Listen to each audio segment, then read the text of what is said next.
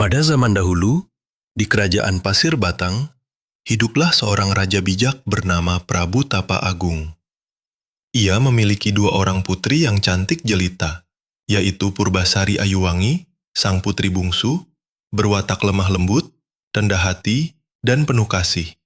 Purbararang, sang putri sulung, cantik namun angkuh, iri hati, dan licik.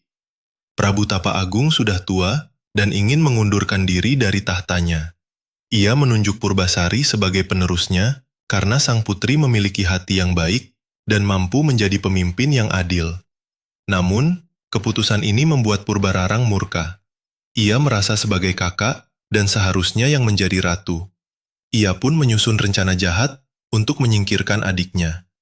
Dengan bantuan tunangannya, seorang bangsawan jahat bernama Indrajaya, Purbararang menyebarkan fitnah bahwa Purbasari terkena penyakit kulit menular.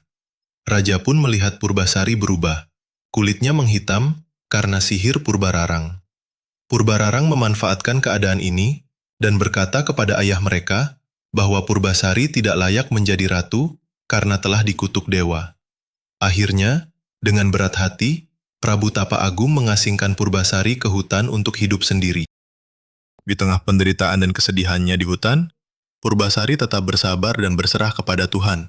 Ia merawat binatang, menanam tumbuhan, dan berdoa setiap hari. Hingga suatu hari, datang seekor lutung kerah hitam besar yang sakti. Wujudnya menakutkan, tapi matanya penuh kasih sayang.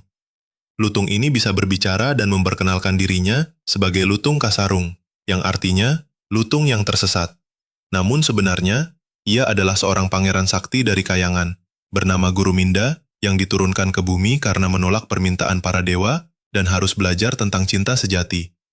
Lutung Kasarung membantu Purbasari menjalani hidup di hutan.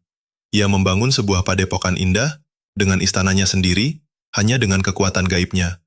Purbasari tidak tahu siapa sebenarnya Lutung Kasarung, tapi ia menyayangi makhluk itu sepenuh hati karena kebaikannya. Purbararang mendengar bahwa Purbasari hidup bahagia di hutan, dan bahkan dianggap oleh rakyat sebagai pemimpin sejati. Ia pun datang ke hutan bersama Indrajaya untuk mempermalukan adiknya.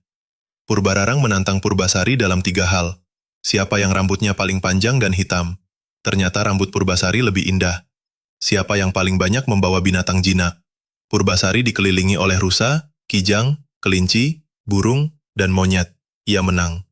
Siapa yang memiliki tunangan paling tampan? Purbasari ragu. Ia tidak punya tunangan. Tapi Purbararang memamerkan Indrajaya.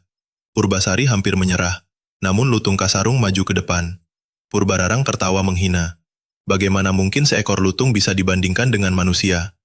Namun tiba-tiba, di hadapan semua orang, Lutung Kasarung berubah wujud menjadi sosok pangeran tampan bercahaya.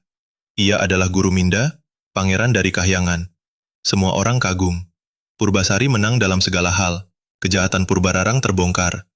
Rakyat dan para petinggi kerajaan mengusir Purbararang dan Indrajaya dari kerajaan. Purbasari akhirnya kembali ke istana dan dinobatkan sebagai ratu yang sah. Ia memimpin dengan bijaksana dan dicintai rakyat.